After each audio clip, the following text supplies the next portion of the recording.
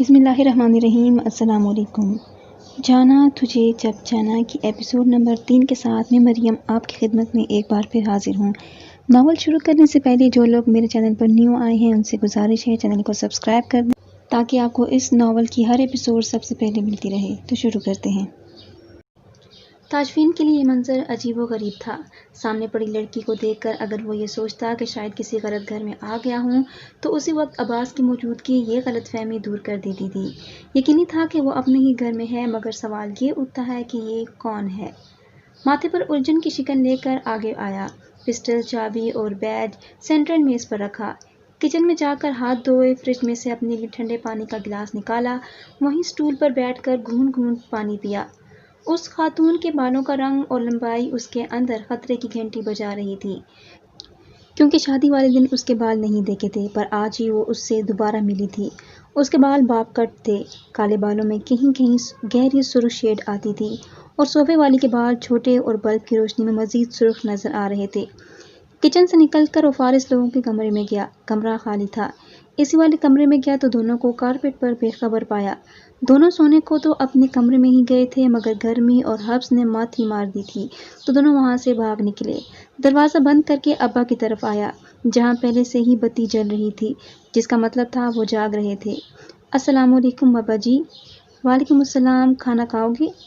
نہیں، میں نے شام کو کھا لیا تھا۔ آپ کو تو کسی چیز کی ضرورت نہیں؟ نہیں یار، میں ٹھیک ہوں۔ بس وہ عباس کو اٹھا کر اندر ڈال دو، باہر گرمی ہے۔ وہ اپنی چارپائی پر اینک لگا کر بیٹھے ہوئے تھے، آگے رحل میں قرآن دھرا تھا۔ ابا جی بولو۔ اس کو سمجھ نہ آیا کیا کہے۔ کیا باہر صوفے پر میری بیوی ہے؟ انہوں نے سر اٹھا کر نہیں دیکھا تھا، پر جب وہ کچھ نہ بولا تو ابا جی نے خود ہی اس کی مشکل آسان کر دی۔ جگن شام 4 بجے کی آئی ہوئی ہے، اس کو حارث چھوڑ کر گیا ہے۔ اپنے ساتھ جتنے بیگ لائی ہے ان سے تو یہی لگتا ہے کہ رہنے آئی ہے۔ وہ دروازے کے فریم میں ٹیک لگا کر کھڑا تھا، ابھی تک بے یقینی غالب تھی۔ کیا آپ نے اس سے پوچھا ہے کہ یہاں کیوں آئی ہے؟ آواز سرگوشی سے کچھ بلند تھی۔ ابا جی نے اینک فریم کے اوپر سے پل پل کی بیٹے کے چہرے کو دیکھا، جس پر سنجیدگی رقم تھی۔ گھر کا مکین آئے تو اس سے یہ نہیں پوچھا جاتا کہ وہ کیوں آیا ہے۔ کیا ابھی میں نے تم سے پوچھا کہ تم یہاں کیوں آئے ہو؟ میرا تو یہ گھر ہے، مجھ سے یہ سوال بنتا ہی نہیں ہے۔ اگر یہ تمہارا گھر ہے تو وہ تمہاری بیوی ہے، یہ اس کا بھی اتنا ہی گھر ہے جتنا تمہارا یا اس گھر کے کسی بھی اور فرد کا۔ اس موضوع پر بات کرنے کو بڑا وقت پڑا ہے، تھکے ہوئے آئے ہو، جا کر آرام کرو۔ اگر ہو سکے تو جگن اور عباس دونوں کو جگا کر کمرے میں سونے کا بولو، یہاں ان کی نیند پوری نہیں ہوگی، خاص کر جگن کی۔ وہ واقعی اس وقت بحث نہیں کر سکتا تھا، اس لیے وہیں سے مڑ آیا۔ عباس کو اٹھا کر حسیب اور فارس کے ساتھ کارپیٹ پر ڈالا۔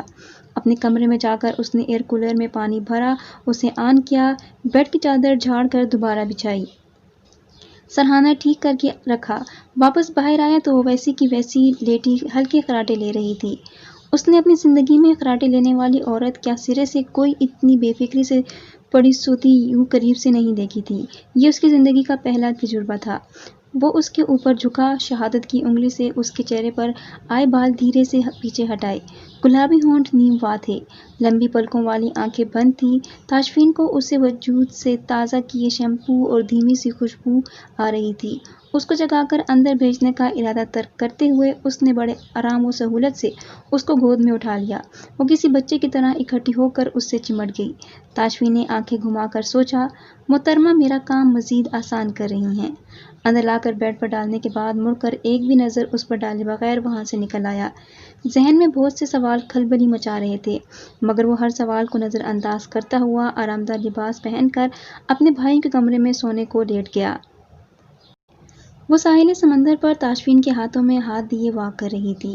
تاجفین نے نیوی بلو ٹی شرٹ کے ساتھ بلو جینز کی لانگ نکر پہنی ہوئی تھی۔ ہوا اس کے بکھرے بے ترتیب بالوں کے ساتھ مسلسل اٹکھیلیاں کر رہی تھی۔ آنکھوں پر سیاہ شیشوں والا چشمہ تھا۔ وہ تھوڑی تھوڑی دیر بعد کسی نہ کسی بات پر مسکراتا تو جگن کو اپنی سانس رکتی ہوئی معلوم ہوتی، کیونکہ اس کے ڈمپل جگن کے دل کی دھڑکن اتل پتل کر رہے تھے۔ اس کا جی چاہ رہا تھا کہ ہاتھ بڑھا کر اس کے گالوں پر دونوں ہاتھ ابھرنے والے ننھے ننھے گھڑوں کو چھو کر محسوس کرے، مگر اس کی ہمت نہیں پڑ رہی تھی۔ اچانک وہ اس کے بالکل سامنے رک گیا، جیسے اس کے دل میں پلنے والی خواہش کو چہرے سے پڑ گیا ہو۔ جگن کی نگاہوں میں گہرائی تک دیکھتے ہوئے اس نے جگن کا سیدھا ہاتھ اپنے بڑے سے ہاتھ میں لیا اور اپنے چہرے سے مس کیا۔ جگن حیران ہوئی، اس کے چہرے پر ایک دن کی شیو جتنے بال نکلے ہوئے تھے۔ اس نے ایک دفعہ پھر انگلی اس کے چہرے پر پھیرنی چاہی مگر تاشفین نے ہلکے سے اس کو کاٹ لیا۔ پٹ سے آنکھ کھلی، سانس پھولی ہوئی تھی، سارا جسم پسینے سے شرابور تھا، پر آنکھ کھلتے ہی دوسرے سرہانے پر موجود ہستی کو دیکھ کر حلق سے فلک شگاف چیخیں برآمد ہوئی تھی۔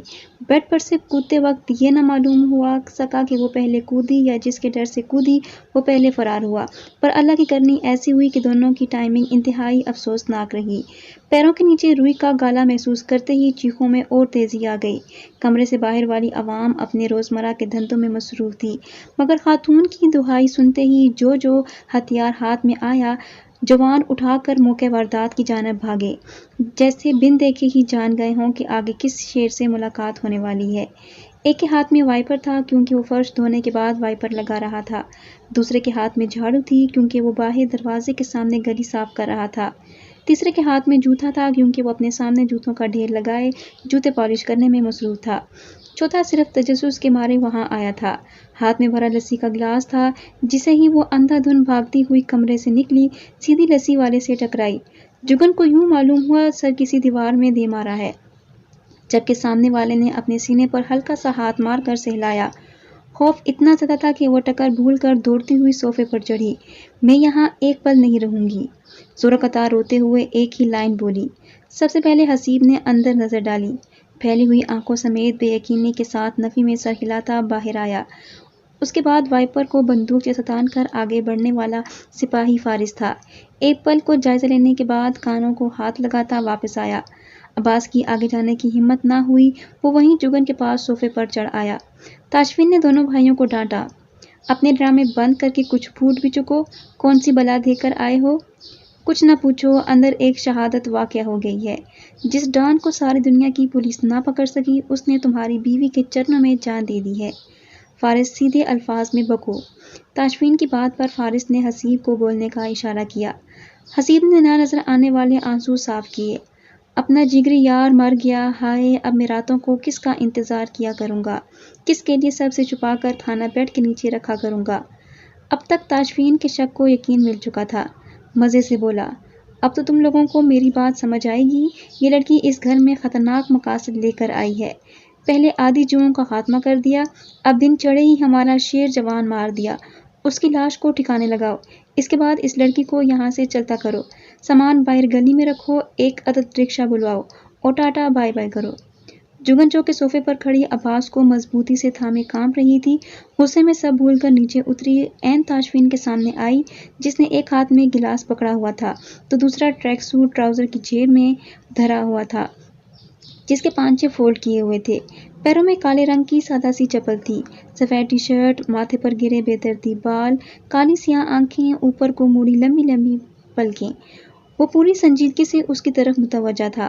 اس کے اتنے قریب آ کر کھڑے ہونے سے ہی جگن کو اپنا دل قابو سے باہر ہوتا ہوا محسوس ہوا، مگر وہ تاشفین پر اپنی کمزوری ظاہر کرنا نہیں چاہتی تھی، اس لیے خود کو پر اعتماد دکھاتے ہوئے مضبوط الفاظ میں بولی، السلام علیکم ایس پی تاشفین اسرار صاحب، مجھے کہنا پڑ رہا ہے، آپ کو دیکھ کر مجھے کوئی خوشی نہیں ہوئی ہے، اور آپ کون ہوتے ہیں میرے ہی بھائیوں کو میرے ہی گھر میں میرا ہی سامان نکال کر باہر رکھنے کو کہنے والے؟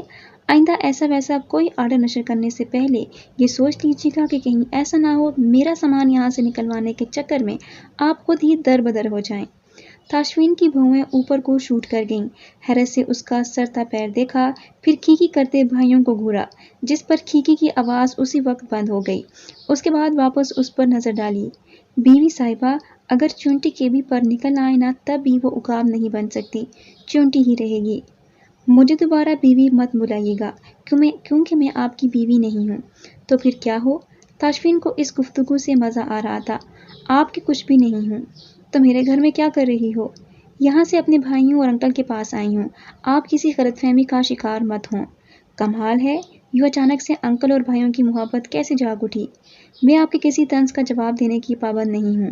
آپ تو ویسے بھی لوگوں کے بارے میں اپنی رائے رکھنے کے کافی شوقین ہیں، اس لیے میری برا سے جو مرضی آئیے سوچیے اور کہیے۔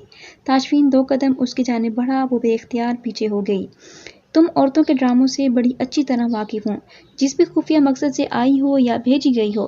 ایک بات کان کھول کر سن لو، اگر میرے بھائیوں یا والد کا دل توڑا یا کسی قسم کا کوئی نقصان پہنچایا تو تمہاری بہن اور باپ کی اینٹ سے اینٹ بجا دوں گا۔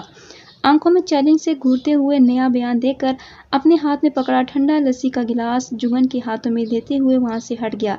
جگن نے اس کی پشت کو گھورتے ہوئے گہری سانس خارج کی، آنکھوں میں نمی سی آ گئی۔ اتنا بدگمان اور ناراض میرا شوہر ہے، یہ تو ساری عمر مجھ سے راضی ہونے والا نہیں لگتا۔ آخر میں نے کتنے بندے مارے ہیں، کتنوں کا خون پیا ہے جو یہ امتحان ملا ہے۔ کہا تو تھا ہم آپ کے ساتھ ہیں، یہ اونٹ ایک دن پہاڑ کے نیچے آئے گا ہی آئے گا۔ پہلے ذرا ہم اپنے ساتھی کا جنازہ نکال لائیں۔ حسیب کی جھاڑو پر مردہ چوہے کو دیکھ کر وہ ایک دفعہ پھر چیخ مار کر صوفے پر چڑھ گئی۔ منہ ہاتھ دھوئے بغیر ہی وہ لسی کا گلاس پی گئی تھی، جس میں ڈھیر ساری برف ڈلی ہوئی تھی۔ لسی پینے کے دوران اور پھر منہ دھوتے ہوئے تاشفین کی رکھائی کا خیال ذہن میں گھومتا رہا۔ وہ تولیے سے منہ پونچھتے ہوئے آ کر حال میں پیچھے صوفے پر بیٹھی۔ اسرار احمد نے حسیب کو مخاطب کیا، بہن کے لیے ناشتہ لے آؤ۔ وہ حسیب کو ٹوکتی ہوئی بولی، نہیں نہیں حسیب تم بیٹھو، میں خود ہی وہاں چلی جاتی ہوں۔ اسے اچھا نہ لگا کہ حسیب اس کا ناشتہ لائے، اس لیے اٹھ کر کچن کی جانب آ گئی۔ وہ تو سمجھی تھی کہ کوئی باورچی ناشتہ وغیرہ بناتا ہوگا، مگر جالی والے دروازے کو پار کرتے ہی سامنے تاشفین کو بڑی مہارت سے ایپرن باندھ کر برتن دھوتے پایا۔ اتنا لمبا چوڑا انسان خلاف معمول سنک کے سامنے کھڑا بڑا ہی خوبصورت لگ رہا تھا۔ وہ وہیں سے واپس پلٹنے کے ارادے میں تھی جب تاشفین نے اس کو مخاطب کر لیا، ناشتے میں کیا لوگی؟ وہ ایپرن کی جیب میں رکھے تولیے سے ہاتھ صاف کرتے ہوئے پوری طرح اس کی جانب گھوما۔ کیا ناشتہ آپ بنائیں گے؟ نہیں ممنون حسین بنائیں گے آگے۔ کیا اسکریمبل ایگ کھا لیتی ہو؟ ہاں، مری ہوئی آواز میں کہا۔ آگے سمجھ نہ آئی کہ وہیں کھڑی رہے یا باہر چلی جائے۔ یہ مشکل بھی تاشفین نے آسان کر دی۔ چولہا آن کرنے کے بعد ایک پیالی میں انڈے توڑتے ہوئے گردن موڑ کر ایک اچٹتی سی نظر اس پر ڈالی۔ بیٹھ جاؤ۔ اس کی ٹانگیں بھی جواب دے رہی تھی، اس لیے فوراً حکم کی بجا آوری کر گئی۔ کچن کوئی اتنا چھوٹا تو نہیں تھا کہ جتنا اس وقت اس دیو جیسے آدمی کی موجودگی نے بنا دیا تھا۔ جگن آنکھوں میں خوشگوار حیرت لے کر دیکھتی چلی گئی۔ 3 انڈوں کو توڑ کر اچھی طرح سے پھینٹنے کے بعد اس نے فرائی پین میں تیل ڈال کر فرائی کیے۔ اینڈ پر ہلکا سا نمک اور کالی مرچ چھڑکنے کے بعد ایک پلیٹ میں نکال لیا۔ 4 عدد سلائس سینکنے کے بعد ایک کپ میں چائے سمیت جگن کے سامنے میز پر رکھ دیا، ساتھ جیم اور ایک پیالی میں آم کا مربع دیا۔ یہ ساری کارروائی 5 منٹ کے اندر اندر مکمل ہوئی تھی۔ جگن سامنے رکھے مزیدار ناشتے کو دیکھ رہی تھی، ایک آدھ نظر چوری چوری تاشفین پر بھی ڈال لی تھی، جس نے کچن شیلف سے سارا سامان سمیٹا، کپڑا مار کر صاف کرنے کے بعد فریج سے اپنے لیے لسی کا ایک گلاس لے کر وہیں اس کے سامنے والی کرسی سنبھال کر بیٹھ گیا۔ جگن نے ڈرتے ڈرتے زبان کھولی، کیا ٹومیٹو کیچپ مل سکتا ہے؟ تاشفین کی آنکھوں میں حیرت جاگی، پھر نظریں گھماتا ہوا اپنی جگہ سے اٹھا، کیبنٹ میں سے کیچپ کی بوتل نکال کر میز پر رکھنے کے بعد اپنی جگہ پر بیٹھ گیا۔ پہلے جگن اس کی مہارت اور تیزی سے چلتے ہاتھ دیکھتی رہی تھی، اب وہ اس کی کارروائی کو ہلکی سی تیوری کے ساتھ جانچ رہا تھا۔ جگن نے ایک سلائس سیدھا کیا، اوپر انڈے کا ڈھیر لگایا، اس کے بعد کیچپ انڈیلا، پھر دوسرا سلائس اوپر رکھ کر کھانے لگی۔ تاشفین کی نظریں خود پر گھڑی محسوس کر کے اس نے نوالا نگل کر استفسار کیا، کیا آپ کے گھر میں کھاتے ہوں کو ایسے گھور کر ان کو زیادہ کھانے سے روکا جاتا ہے؟ ویری فنی مس لٹل ریڈ رائڈنگ ہوڈ، اپنی آمد کا مقصد بتاؤ۔ آپ کے لیے ہرگز نہیں آئی ہوں۔ مجھے ایسی کوئی غلط فہمی ہے بھی نہیں، کیونکہ میری خاطر تم اس دن آتی جب میں نے خود سے تمہیں اپنے ساتھ آنے کا بولا تھا۔ آج تم آ بھی جاؤ، مجھے کوئی فرق نہیں پڑتا۔ تمہیں اپنا سوال دوبارہ سے دہراتا ہوں، کیوں آئی ہو؟ اس نے اپنے بھاگتے ہوئے دل کو مضبوطی سے تھام کر پہلو میں رکھا ہوا تھا۔ اس شخص کے سامنے پہلے ہی مرحلے میں خود کو کمزور ظاہر کر کے اپنے اوپر حاوی نہیں کرنا چاہتی تھی، ورنہ وہ اس وقت اس کی گھورتی نظروں کے سامنے شیر بن کر ناشتہ نہ کر رہی ہوتی، بلکہ کب کی بھاگ گئی ہوتی۔ دیکھیے تاشفین صاحب، نہ تو یہ آپ کا کریمنل سیل ہے، نہ میں کوئی ملزم جس سے آپ یوں تفتیش کر رہے ہیں۔ میں اپنے انکل کے گھر رہنے آئی ہوں، آپ کو اس سے کیا مطلب؟ تاشفین کا کہہ کیا تنزیہ تھا، ماشاءاللہ، یہ میرے ابا کب سے تمہارے اتنے پیارے انکل ہو گئے کہ تم اپنی ہائی فائی پروفائل زندگی سے وقت نکال کر اسپیشل ان کے ہاں رہنے آئی ہو۔ اپنی ساری عمر میں یہ معجزہ پہلے تو کبھی میری گناہگار نگاہوں سے نہیں گزرا۔ وہ اپنی بات پوری کر کے پھر سے سوال کی نظروں سے اس پر جمائے بیٹھا تھا اور وہ مسمرائز ہو کر اس کا چہرہ دیکھ رہی تھی، جو کچھ دیر پہلے تنزیہ ہی صحیح مگر کہکا لگاتے ہوئے گلاب کی مانند کھلا تھا، جس کی روشنی اس کی آنکھوں تک گئی تھی۔ وہ اس شخص کی مسکراہٹ کی پہلے ہی فین تھی۔ کہکے نے دل ہی تو لوٹ لیا تھا۔ تاشفین نے اس کی آنکھوں کے سامنے چٹکی بجائی۔ Hello little red riding hood, جاگ جاؤ۔ اس نے اپنا بچا ناشتہ ہاتھ میں لیا، دوسرے ہاتھ میں چائے کا کپ اٹھایا اور پاؤں کی مدد سے دروازہ کھول کر باہر آئی۔ حال میں آ کر میز پر اپنا کپ رکھا اور عباس کے برابر صوفے پر ٹکتے ہوئے بولی، انکل یہ کیا آپ کا گھر نہیں ہے؟ اسرار احمد جو کہ اخبار پڑھ رہے تھے چونک کر متوجہ ہوئے۔ میرا ہی گھر ہے، کیوں؟ حسیب وائپر کا کام ختم کر چکا تھا، سنک سے ہاتھ دھو کر ادھر ہی آ گیا۔ فارس پہلے ہی تازہ دھلے ٹھنڈے فرش پر لیٹا ہوا تھا۔ وہ اپنا دوسرا سینڈوچ عباس کے سامنے بڑھاتے ہوئے مزے سے بولی، وہ تاشفین صاحب بار بار مجھ سے یہی ایک سوال پوچھے جا رہے ہیں کہ میں ان کے گھر کیوں آئی ہوں۔ کیا یہ صرف ان کا ہی گھر ہے؟ میرا ادھر کوئی حق نہیں ہے؟ اسرار احمد نے ایک نظر کچن کی کھڑکی سے نظر آتے تاشفین پر ڈالی، پھر جگن سے مخاطب ہوئے، بیٹا جی وہ ہمارے گھر کے لاٹ صاحب ہیں، ان کے خرچے پر ہی ہم لوگ پل رہے ہیں، جس کا روب ڈالنے کو وہ ایسے ڈرامے کرتا ہے، پر تم غور نہ کرو، کیونکہ باپ وہ نہیں میں ہوں، اور میری بیٹی جتنا عرصہ جی چاہے گا یہاں رہ سکتی ہے۔ پہلے جس کمرے میں تم سوئی ہوئی تھی آج سے وہ تمہارا ہوا، اپنی مرضی سے سجا لو، حسیب لوگ تمہاری مدد کریں گے۔ تاشفین آنکھوں میں مسکراہٹ لیے کچن سے نکلا، سوچ سمجھ کر قدم اٹھائیں، آخر کس لڑکی کے لیے اپنی پارٹی بدل رہے ہیں؟ اسی کی بہن نے آپ کے بڑے بیٹے کو الو بنا کر رکھا ہوا ہے اور اب یہ آ گئی ہے آپ کو شیشے میں اتارنے۔ فارس اس کا سارا سامان نکال کر میری گاڑی میں رکھ کر آؤ، یہ آج اور ابھی واپس جا رہی ہے۔ جگن کا چہرہ سرخ ہو گیا، ہاتھ میں تھاما سینڈوچ واپس پلیٹ میں رکھ دیا۔ حسیب اور فارس اسی کی جانب دیکھ رہے تھے۔ اس کو افسوس تو ہو رہا تھا مگر بھائی کو ٹوک نہ پائے۔ اسرار احمد نے اب کے غصے کا اظہار کیا، کیا تمہاری اخلاقیات گھاس چرنے چلی گئی ہے؟ پہلے ہی تم اس بچی کے ساتھ زیادتی کر چکے ہو، اب بھی اپنے سابقہ رویے پر معافی مانگنے کی بجائے الٹا اکڑ رہے ہو، شرم کرو۔ گرائے مہمان سے کوئی بھی ایسا سلوک نہیں کرتا، پہلی دفعہ ہم میرے گھر آئی ہے، اب اگر مزید کوئی بدتمیزی کی نہ تاشفین تو مجھ سے کلام نہ کرنا۔ ابا ایک سبق کافی نہیں تھا؟ اس کی بہن کا ہم نے یوں ہی کھلے دل سے استقبال کیا تھا، جواب میں کیا ملا؟ ہمیں 2 ٹکے کے قریب بد تہذیب پینڈو لوگ کہہ کر چلی گئی، ساتھ میں ہمارا بیٹا بھی لے کر بھاگ گئی، جیسے اس کو تو اللہ نے خاص اس کے لیے بڑا براڈ مائنڈیڈ تہذیب یافتہ بنا کر بھیجا تھا۔ تاشفین مجھے دل میں بغض رکھ کر جینے والے لوگوں سے سخت نفرت ہے، اگر تمہارے دل میں اتنا میل بھرا تھا تو جگن سے شادی کیوں کی؟ آپ کو اچھی طرح علم ہے کہ یہ شادی میرے لیے زہر کے پیالے سے کم نہیں تھی، اس کے بہنوئی اور بہن نے ہی میری زندگی برباد کر دی۔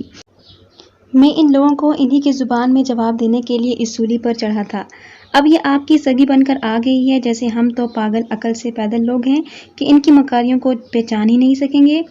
جگن کو اپنی سماعت پر یقین نہیں آ رہا تھا، جبکہ اسرار نے بیٹے کو جھاڑ پلا دی۔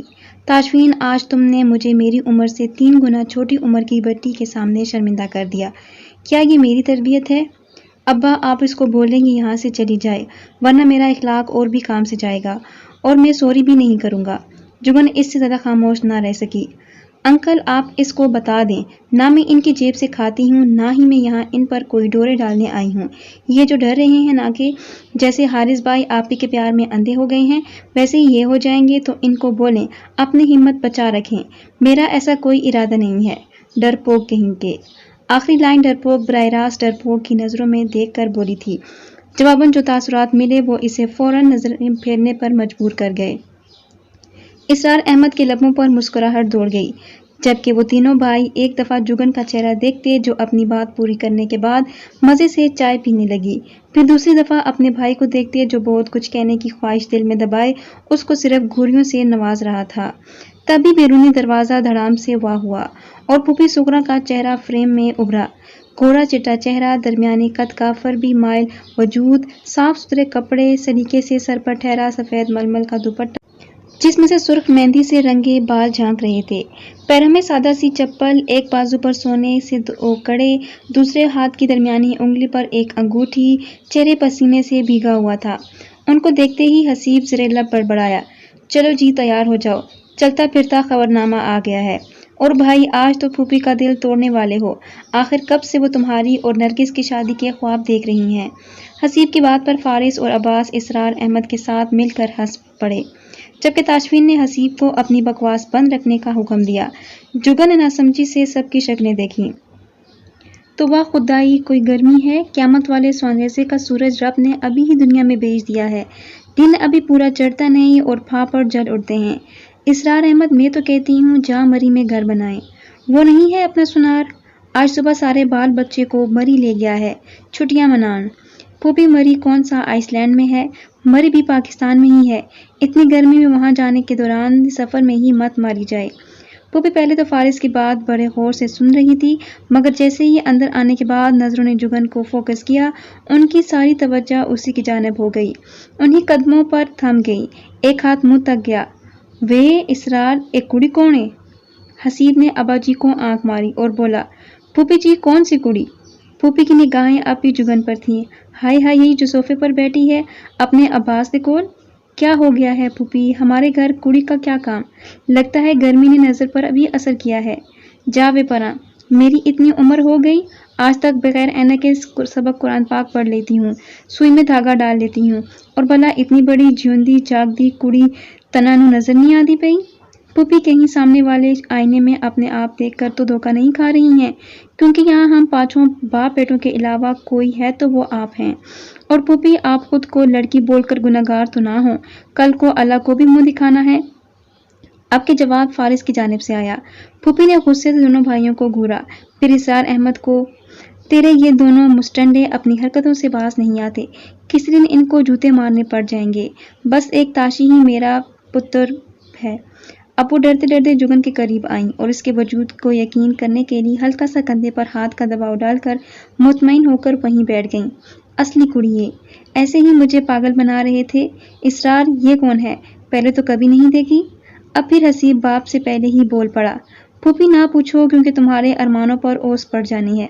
تاشفین باہر کو نکل گیا، جگن کی نگاہوں نے اینڈ تک پیچھا کیا، کیا اول فول بولے جا رہے ہو؟ آخر اسرار کو ہی بولنا پڑا، پھوپھی یہ جگن ہے، تاشفین کی بیوی۔ پھوپھی کا منہ لٹک گیا، چلو اب تم بھی بیٹوں کے ساتھ مل کر مجھ بوڑھی کا مذاق بناؤ، یہی کسر رہ گئی تھی۔ نہیں پھوپھی، بھلا ہماری اتنی جرأت کہ آپ کا مذاق بنائیں؟ میں سچ کہہ رہا ہوں۔ اسرار احمد نے فوراً ہی صفائی دی۔ پھوپھی کے چہرے پر حقیقی دکھ نظر آنے لگا۔ لے دس، ابھی کل میں یہاں سے ہو کر گئی ہوں، تب تک تو تاشفین کی کوئی بیوی نہیں تھی، اب یہ راتوں رات بیوی کہاں سے آ گئی؟ بس پھوپھی، جوان اولاد ہے، اپنی مرضی سے بیاہ لایا ہے، اب میں کیا کرتا، یہ بھی کسی کی بیٹی ہے۔ ہائے وے مالکا، تیرے رنگ! اسرار، مجھے تو لگتا ہے اللہ نے تمہارے مقدروں میں اچھی بہو سے خدمت کروانا لکھا ہی نہیں۔ ایک وہ حارث کی ووٹی ہے، ہوا کے گھوڑے پر سوار رہنے والی، نہ اس کو کسی جیتے جاگتے کی فکر، نہ مرے ہوں کا درد، اور اب یہ ایک اور لے آیا ہے، پر کٹی کبوتری۔ پر چلو حارث لاکھ برا سہی، شادی میں تو تمہیں لے کر گیا تھا، یاد ہے مجھے، تم دونوں میاں بیوی رشتہ لے کر گئے تھے، سارا محلہ بارات کے ساتھ گیا تھا، پتہ چلا تھا کہ کوئی شادی ہوئی ہے، اور جس کی شادی کا سب سے زیادہ ارمان تھا اس نے چھوٹے منہ بتایا تک نہیں، تب ہی یہاں کھڑا نہیں رہا، میرے آتے ہی فوراً چلا گیا، شرمندہ جیا۔ جگن خوفزدہ ہو کر ان کی شکل دیکھ رہی تھی۔ پھوپھی کیوں فکر کرتی ہیں، میں ہوں نا آپ کا بیٹا، سارے ارمان میری شادی پر پورے کر لینا، پر خدا کے لیے کہیں منگنی ہی کرا دو۔ ہم بھی زمانے کو منہ دکھانے والے بنے، لوگوں کو یہ بتا بتا کر اکتا گیا ہوں کہ میں ابھی تک غیر شادی شدہ ہوں۔ بھلا فارس اسرار کا دنیا کی خوشیوں پر کوئی حق نہیں ہے؟ لو اور سن لو، جمعہ 8 دن نہیں ہوئے اس کو پیدا ہوئے اور شادی کے سفرنے دیکھنے جا رہا ہے، آدھا دن تو تمہارا نکلتا ہے گڈے لوٹنے میں، تمہیں لڑکی کون دے گا؟ میرا صاحب پتر تو دھوکہ دے گیا، اب بھلا میں نرگس کو کیا منہ دکھاؤں گی؟ کتنے اچھے گھروں کے رشتے میں نے موڑ دیے، اور آج یہ دن دیکھ رہی ہوں۔ خیر میرا تاشفین تو بڑا ہی سیدھا سادہ بھولا سا ہے، یہ لڑکی ہی اس کو چرا گئی ہے۔ ساتھ ہی وہ خطرناک تیوریوں کے ساتھ جگن کی طرف مڑی، کسی غلط فہمی میں مت رہنا، آج بھی تاشفین کو حکم دے دوں نا تو میری اتنی عزت کرتا ہے کہ میرے کہنے پر تمہیں چھوڑ دے، یہ اسرار میرا بھائی ہے، یہ میرے بھتیجے، ان کو تنگ نہ کرنا، سلیقے مند عورتوں کی طرح خیال رکھنا، اب میں چلتی ہوں۔ مگر جانے سے پہلے انہوں نے اپنے دوپٹے کے پلو سے بندھا 100 کا نوٹ کھول کر اس کی ہتھیلی پر رکھ دیا۔ اتنی باتیں سننے کے بعد جگن کا جی چاہا 100 کا نوٹ اٹھا کر فرش پر دے مارے، مگر نہیں چاہیے تمہارے پیسے۔ اسرار احمد کے اشارے پر اس نے بغیر کچھ کہے شکریہ کہہ کر نوٹ پکڑ لیا۔ پھوپھی کے جاتے ہی وہ سب اس کی دلجوئی کرنے لگے۔ بیٹی پھوپھی کی کسی بات کو سیریسلی لے کر دل پر مت لے لینا، باتیں ایسی ہی کر دیتی ہے، پر دل کی بڑی اچھی ہے۔ دیکھا ناراض ہونے کے باوجود جانے سے پہلے تمہیں سلامی دے کر گئی ہے۔ تاشفین کے حوالے سے ایسی باتیں ہو سکتا ہے ساری گلی کی ماؤں سے ہی سننی پڑیں۔ اس کی شادی کا یہاں سب کو بڑا ارمان تھا، پر ہم نے کسی کو بلایا ہی نہیں، نہ ہی یہاں کسی کو شادی کا علم ہے۔ تو اگر کوئی جذبات میں کچھ کہہ دے تو برا مت منانا، پہلے جانچیں گے، پھر یہی لوگ تمہیں کھلا لاڈ پلا دیں گے۔ ذرا اوکھے قسم کے لوگ ہیں پر ہیں بہت اچھے۔ کوئی بات نہیں انکل، یہاں تو وہ خود بھی اس شادی سے ناخوش ہیں، بہتر ہے آپ ان کی دوسری شادی ان کی اور محلے والوں کی مرضی سے کروا دیں۔ اندر آتے ہوئے تاشفین نے اس کی بات سن لی تھی۔ تم اپنے مفید مشورے اپنے پاس رکھو، ابا جلدی سے تیار ہو کر چلیں، ڈاکٹر نے 1 بجے کا وقت دیا تھا اور سامنے والے گھر سے بلند ہوتا پھوپھی کا فل والیوم سن کر آیا ہوں۔ جب تک سارے محلے کو میری نافرمانی کی تازہ خبر نہ سنا لی انہوں نے بریک پر پیر نہیں رکھنا۔ ویسے یہ جو حقیقت ہے وہ بتا دینا آپ، اب خواہ مخواہ مجھے باتیں سننی پڑیں گی۔ تاشفین کی بات پر اسرار احمد صفائی دیتے ہوئے بولے، کس طرح تو یہ معاملہ سنبھالنا تھا، اگر حقیقت بتاتا تو انہوں نے مجھ سے ناراض ہو جانا تھا، جبکہ تم سے تو کوئی بھی ناراض نہیں ہوگا۔ ہاں جگن کی تو خیر نہیں ہونی، یہ بھی اچھا ہے، اسی طرح یہاں سے بھاگے گی۔ انکل آپ سن رہے ہیں یہ کیا بول رہے ہیں؟ بیٹا بس کرو، اگنور کر دو، اس نے تو تمہارے سامنے میری تربیت کی ناک ڈبو دی، میں شرمندہ ہوں۔ نہیں انکل آپ ایسا نہ بولیں، آپ تو بہت اچھے ہیں۔ آگے وہ کہنا چاہتی تھی، آپ ہی نے تو کبھی آپ کے حوالے سے اچھی باتیں نہیں کی مگر خاموشی رہی۔ تاشفین باپ کو تیار کروا کے اپنے ساتھ لے گیا، بھائیوں کو دوپہر کے کھانے کے حوالے سے ہدایات کر گیا، مگر ابھی ان لوگوں کو گھر سے نکل کر گئے 10 منٹ بھی نہ ہوئے ہوں گے کہ ایسا لگا سارا لاہور ہی اٹھ کر ان کے گھر آ گیا ہو۔ لڑکیاں، عورتیں، بوڑھیاں، بچے، بڑی عمر کے مرد، تاشفین کی بیوی کا دیدار ایسے کیا جا رہا تھا جیسے تاشفین کی بیوی نہ ہوئی دنیا کا 8واں بڑا عجوبہ ہی ہو گئی۔